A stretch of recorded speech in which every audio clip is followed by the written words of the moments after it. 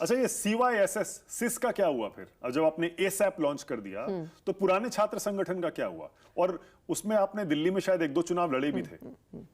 देखिए वो उसमें शायद सक्सेस नहीं मिली। देखिए क्या है कि आम आदमी पार्टी का ये जो 10 साल का पीरियड रहा दिल्ली में, हम चाहे सरकार में रहें, लेकिन आम आदमी पार्टी का पूरा ही फेज क्या कहें, रोलर कोस्टर की तरह भी रहा। ये एक ऐसा फेज रहा कि इतनी भारी मेजॉरिटी होने के बाद दिल्ली सरकार की पावर छीन ली गई। उस पर कई सालों तक संघर्ष चला, हाई कोर्ट में चला, सुप्रीम कोर्ट में चला, कॉन्स्टिट्यूशन बेंच के सामने चला। फिर पिछले 2-3 सालों से ये दौर आया कि झूठे केस हुए, हमारे नेताओं को अरेस्ट किया गया, लंबे समय तक जेल में रहे। तो ये 10 साल हालांकि हम दिल्ली में पावर में थे, ये अपने आप में काफ़ी मुश्किलों का दौर भी रहा।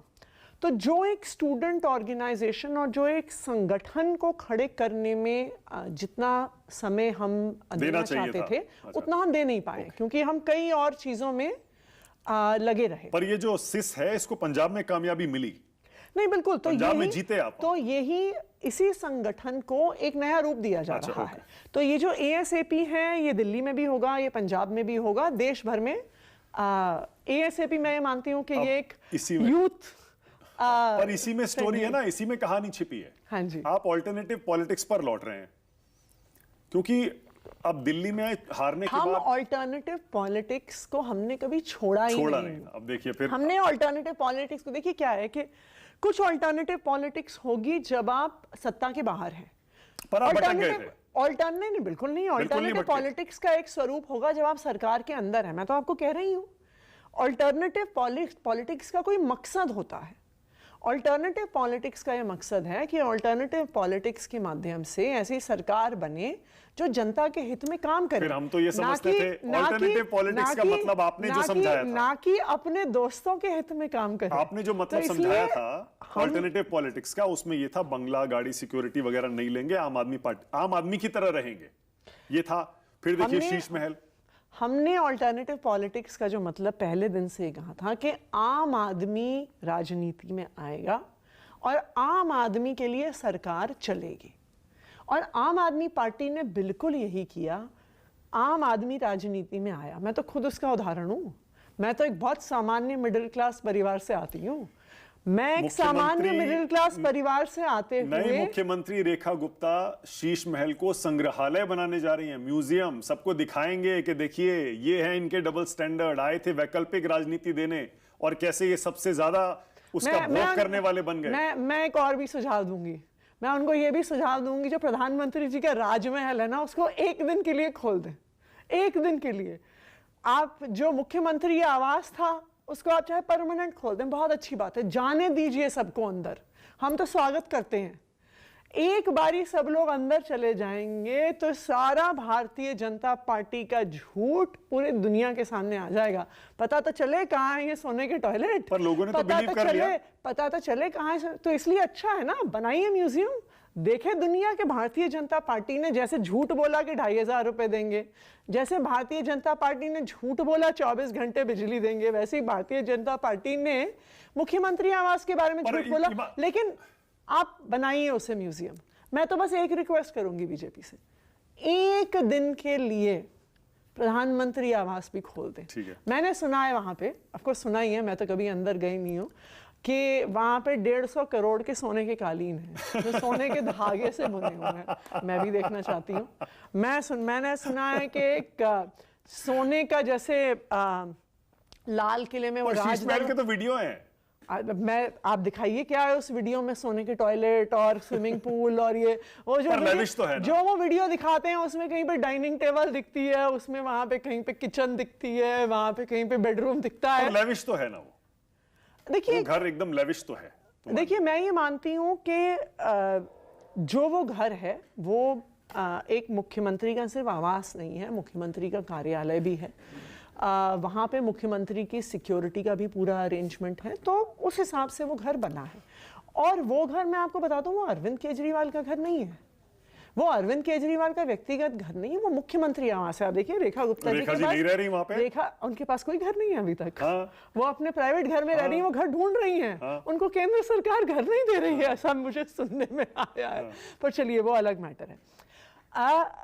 आपको घर मिल गया ना? हाँ मुझे मिल गया अभी। लेकिन शायद जो आपने मांगा था वो नहीं मिला। चलिए कोई बात नहीं, वो भारतीय जनता पार्टी की इच्छा है, वो उनकी सरकार है, वो उनकी इच्छा है।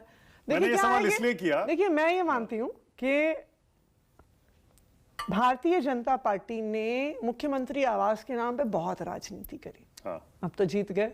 आप मानती है वो कारण था आपकी हार का? मैं तो ये मानती हूं कि अब दिखा दीजिए देश की जनता पर आप मानती है वो एक हार का कारण बना? देखिए मैं ये मानती हूं कि दिल्ली के लोगों ने इस बार सोचा कि हमें भारतीय जनता पार्टी को मौका देना है। ठीक है, राइट। ओके। और मैं ये मानती हूँ कि सबसे बड़ा कारण ये था कि दिल्ली के लोगों को ये लगा कि अगर एक ही पार्टी केंद्र सरकार में होगी, दिल्ली में होगी, तो हो सकता है कि दिल्ली के काम और तेजी से 2500 रुपए का जो वादा था, आप ही की पिच पर आकर बीजेपी ने आपको हरा दिया क्या? अब देखिए बीजेपी ने हमें हरा दिया ये तो क्लियर है, ये भारतीय जनता पार्टी की सरकार बन गई ये भी क्लियर है। आप ही के फॉर्मूले से हरा दिया, आप ही की पिच पर आकर हरा दिया। लेकिन अब हमारे फॉर्मूले पे आगे भी तो बढ़े, कुछ करके भी तो दिखाएं। जब अरविंद केजरीवाल ने कहा था कि मैं बिजली फ्री करूंगा, बिजली के दाम आधे करूंगा और पानी के बिल माफ करूंगा, अपनी पहली सरकार में हमने ये वादा किया था जब 49 डेज की हमारी गवर्नमेंट बनी थी। सरकार बनने के 48 घंटे के अंदर पानी के बिल माफ हो गए थे और 72 घंटे के अंदर बिजली के बिल हाफ हो गए थे। ये होता है वादे पूरे करना। बीजेपी कहती है कि अब तो 3 महीने हो गए हैं, आप मुझे, चलिए ठीक है, सारे वादे नहीं पूरे किए। आपने 3 महीने में कोई एक वादा तो पूरा किया होगा। बीजेपी कह रही है महिलाओं के अकाउंट में ये पैसे डालने का वादा, ये आम आदमी पार्टी का कोई फॉर्मूला नहीं है, उनका कोई ये आइडिया नहीं था, ये हमारा था। हम मध्य प्रदेश में देके आए, महाराष्ट्र में देके आए, आम आदमी यहां भी दे देंगे। बिल्कुल आम आदमी पार्टी का फॉर्मूला है वादे करना और वादे पूरे करके दिखाना। तो मैं ये आग्रह करूंगी कि अगर भारतीय जनता पार्टी आम आदमी पार्टी के फॉर्मूले पे आ रही है तो उन्होंने वादे किए, उनको पूरा करके दिखाएगी। पर आपके वादे पर क्यों नहीं यकीन किया लोगों ने, जब आपने भी कहा था हम भी 2500 देंगे, 1000 पहले बोले, फिर बाद में बोले 2500 तक मैं ये जाएंगे। मानती हूँ, जैसा मैंने कहा, मैं ये मानती हूँ कि दिल्ली के लोगों ने इस बार सोचा कि अगर एक ही पार्टी केंद्र में भी होगी और दिल्ली में भी होगी तो हो सकता है कि काम दिल्ली में बेहतर। या मोदी लहर ऐसी चली कि इस बार आम आदमी पार्टी भी उड़ गई, उसमें 28 पे आ गई, 22 पर आ गई। देखिए लहर भी किसी आधार पे बनती है। लहर भी कोई जब अगर जाकर कोई वोट डालता है तो यही सोच के डालता है ना कि भाई इस पार्टी को, आम आदमी पार्टी को वोट देने से, भाजपा को वोट देने से, कांग्रेस को वोट देने से, सपा को वोट देने से, टीएमसी को वोट देने से, अलग अलग राज्यों में लोग यही तो सोचते हैं ना कि भाई यहाँ पर वोट डालने से मेरे इलाके में विकास होगा, मेरे एरिया में काम बेहतर होगा। नहीं, पूरे देश में देखिए ना, मोदी जी तो चुनाव पर चुनाव जीत रहे हैं। लोकसभा में सीटें कम हुई, 240 मान लिया चलिए, लेकिन उसके बाद तो जितने असेंबली इलेक्शन लड़े हैं सब जीत रहे हैं। झारखंड छोड़ दीजिए और जम्मू कश्मीर छोड़ दीजिए, तो मैं तो यही, हरियाणा, महाराष्ट्र, दिल्ली, मैं तो यही आग्रह करूंगी मोदी जी से फिर कुछ काम भी करके दिखा दे। अब तो 4 इंजन की सरकार बन गई है उनकी दिल्ली में, और आज दिल्ली में ये हाल है कि पानी भी भरा हुआ और पानी आ भी नहीं रहा है। मुझे सुबह से एक विधायक होने के नाते, आपके इलाके के लोग आपको अक्सर कॉल करते हैं जब भी कोई काम हो, जब भी कोई समस्या हो, तो आज सुबह से बहुत इंटरेस्टिंग था। मुझे एक तरफ कॉल आ रही थी कि हमारे गली में पानी भरा हुआ है और दूसरी तरफ से कॉल आ रही थी कि हमारी गली में पानी नहीं आ रहा है।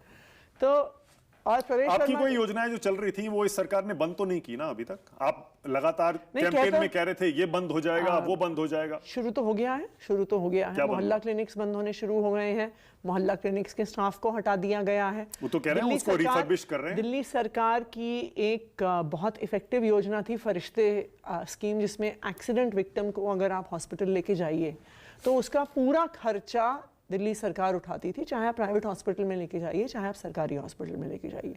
उस स्कीम को बंद कर दिया गया है और अब अगर किसी का दिल्ली की सड़कों पे एक्सीडेंट होता है तो प्राइवेट हॉस्पिटल उसका इलाज नहीं करेगा, क्योंकि तो इसलिए कौन लेके जाएगा एक एक्सीडेंट विक्टिम को अस्पताल, ये सोच के कि भाई अगर मुझे उसके इलाज के खर्च का पैसा देना पड़े।